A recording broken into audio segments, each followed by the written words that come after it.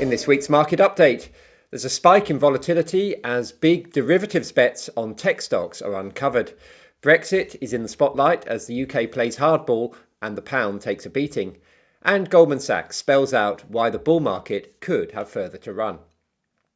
The summer lull came to an end this week as traders returned to their desks and market volatility spiked higher. The action was mainly in the tech stocks, which have driven the market higher since March. Last week, the music stopped and investors scrambled for a safe seat as the Nasdaq index fell sharply on Thursday and Friday. The finger's being pointed at Japanese investment company SoftBank, which the FT says has been betting big on a continued rise in the big US tech stocks like Apple, Amazon and Alphabet. The company has been trading like a hedge fund as it's apparently piled into so-called call options, derivatives that rise in value if a share price rises above a predetermined level. These can be used to protect a portfolio, but also as speculative plays by more aggressive investors. There's been talk over the summer of what's been called a Nasdaq whale, an investor that has placed such big bets on rising technology share prices that the rally in these stocks has become self-fulfilling. Retail investors taking advantage of cheap or free share dealing in America have further fueled the technology boom. The unusual nature of the options buying recently has been illustrated by a widening gap between call options, which bet on rising prices, and put options, which pay out if prices fall. The ratio of calls to puts in Apple shares, for example, is at its highest for 10 years. The danger of this kind of derivatives trading is that it can lead to a fragile feedback loop in which stocks can be pushed to dangerous valuation extremes. When trades become this crowded, they can suddenly switch direction, which is what investors experienced at the end of last week. On Wednesday evening, the Nasdaq index was 78% higher than its low point in March. By Friday, that had fallen to 62%. The scale of the rally in tech stocks has been shown by some eye-watering statistics recently. Apple is now estimated to be more valuable than all the shares in the FTSE 100, for example, and all the stocks in the Russell 2000 index of smaller US shares. Just the 5 biggest US shares, all tech stocks, now account for nearly a quarter of the value of the S&P 500 index.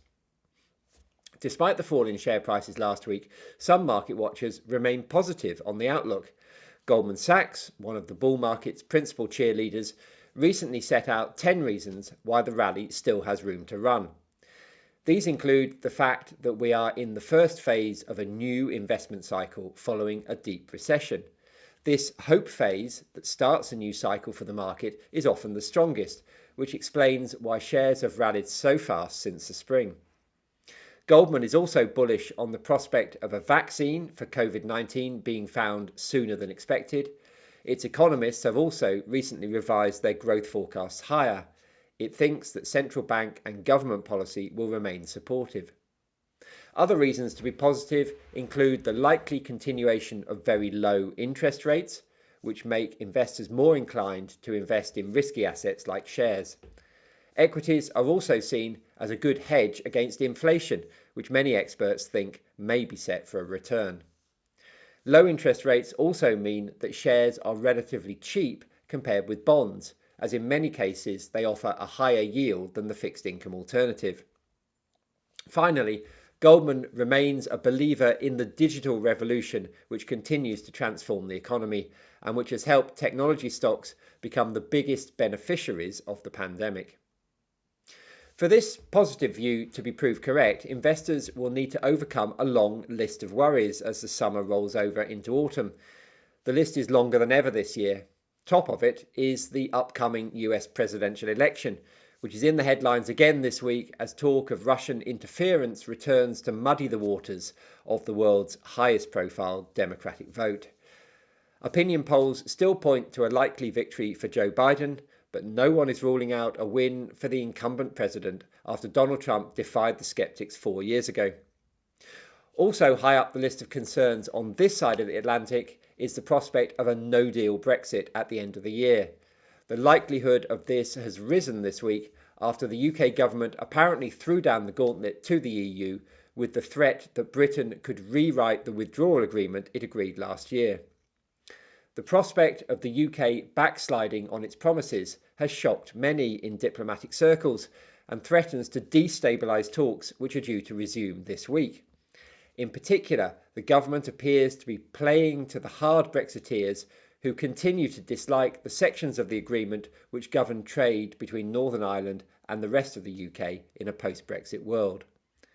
The Prime Minister Boris Johnson has attempted to draw another line in the sand by warning Brussels that Britain will walk away from talks if nothing is decided by the middle of October. Although no one is quite sure whether this is anything more than a simple negotiating ploy, currency investors have taken no chances this week, pushing the pound 1% lower against the dollar and reversing some of the recent strength of sterling against what has been a weak US currency. The pound had gained 4% against the dollar since June. As is often the case, a weak pound has helped push the FTSE 100 higher. It rose more than 2% yesterday as the overseas earnings of its international constituents were boosted by sterling's retreat. Investors are also betting that markets will become more volatile as the end December deadline approaches. The price of derivatives contracts which pay out if exchange rates become more volatile surged this week, with the 3-month contract at its highest level since May.